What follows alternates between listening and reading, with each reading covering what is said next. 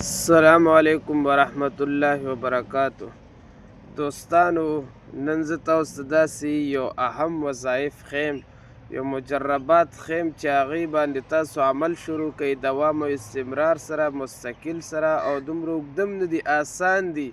او هر هغه کس چې قرآن مجید سبق یې ویلی وي یا نه وي ویلی، او دغه صورتونه اخري 10 صورتونو کې یو څو صورتونه دي، نو دا خو هر چاله ورځي. بعضې اعمال دي کې نیم خامخا هر چاله ورځي، نو هغه زه تاسو ته ښایم. انشاءالله د دې فایده دا ده چې تاسو ته څه قسمه بیماري وي، که سحر مسلې، د جادو مسلې، جناتو مسلې، دغه رنګې نور بیماریانې، که ډاکټري مسایلې، نو تاسو به الله رب العزت د دې وظایفو په مدد سره، د دې په ذریعې سره هر قسمه بیمارۍ نه تاسو محفوظ وي، او الله به تاسو ته د هر مرض نه شفا درکوي، او تاسو ته به مرضونه نه زیاتیږي. نو هغه د قرآن وظایف دي، نور څه درته نه ښیم، هم د قرآن آیاتونه درته ښیم. الله رب العزت هم په دې قرآن کې د هر مرض دپاره، د هر کس دپاره شفا یې خوستلې ده. خو دا نن سبا چې بیماریانې ډېرې شوي دي، هر انسان پریشان دی، ټینشن دی، وجه همدغه د انسان قرآن پرېښوستی دی، قرآن تلاوت څوک نه کوي. به هر حال خو دغه وظایف زه تاسو ته ښایم، په دې باندې تاسو عمل شروع کوئ او دا پابندۍ سره کوئ، نو امید د ربه دی چې انشاءالله تاسو ته به یو مرض هم نه پیښیږي، نه به درته د عامل ضرورت وي، نه به درته د ډاکټر ضرورت وي، نو د یو شیز به انشاءالله ضرورت نه پیښیږي. که دا تاسو په زندګۍ کې مستقل شروع کړل او بس دا هر چاله ورکوئ، کور کې ګاونډیانو له هم ورکوئ او خپله هم وایي، کور کې نور کم کسان هغې ته وایي چې هم د دې پابندي کوي، نو دا مستقل مزاجۍ سره شروع کوئ، نو انشاءالله چې الله رب العزت په تاسو ته ډېر لوی خیر در ورسوي او د هر بیمارۍ نه به ځان محفوظ کوي.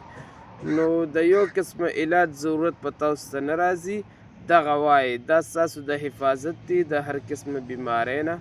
هغه دا دی چې کل صورتونه نه دی، قل یا ایها الکافرون لا اعبد ما تعبدون یو دا صورت شو، بل ورپسې قل هو الله احد، څلور کل صورتونه دي، نو دویم قل هو الله احد دی، دریم ورپسې قل اعوذ برب الفلق دی، څلورم ورپسې قل اعوذ برب الناس، په دې باندې قرآن مجید اختتام کیږي.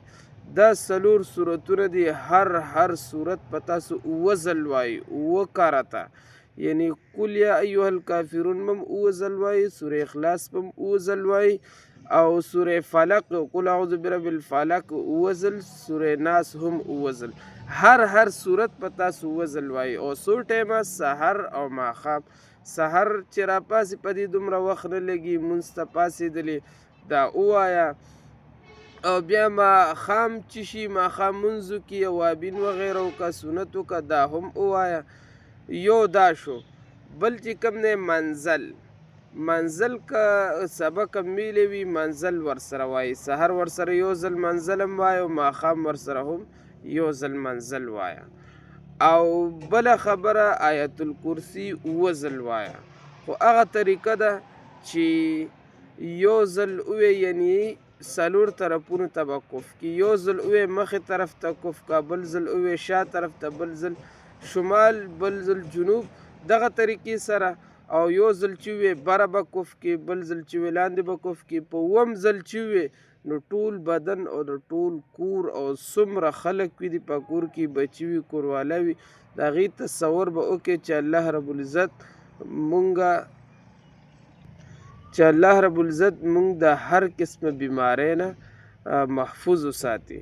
نو دا اعمال شروع کوي په کور کې، انشاءالله نه به ټینشن وي، نه به جګړې وي، د دې خوند تاسو واخلئ. نو دا وظایف تاسو ته ما وښودل، آسان دي او ټول د قرآن آیاتونه دي، یو خبره هم پکې څه بهر نشته دی. که څوک وایي دا اخوا دې خوا یا دا صحیح نه دي، نو څنګه صحیح نه دي؟ ټول د قرآن آیاتونه دي.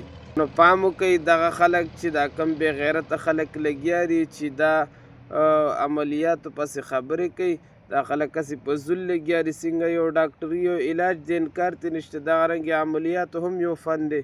دغه رنګې څنګه انجینر یو فن دی، انجینري یو فن دی، داسې دا هم یو فن دی. تنویر رحمت الله علیه په اشرف العملیات کې لیکلي دي چې د عامل مثال په شان د حکیم دی. څنګه چې حکیم علاج کوي دغه رنګې عامل هم د خلکو علاج کوي. نو به هر حال دا وظایف تاسو په زندګۍ کې عملي کوي، په دې باندې نن نه عمل شروع کوي او دا زموږ ویډیو هم شیر کوي. که د فیسبوک پاڼه وي، د فیسبوک پیج وي، دا شیر کوي لازمي چې خلکو ته ورسي. او یوټیوب چینل کوي دا سبسکرایب کوي چې تاسو ته هر نوې وظیفه مونږ ته ښایو هغه در رسي. جزاکم الله خیرا.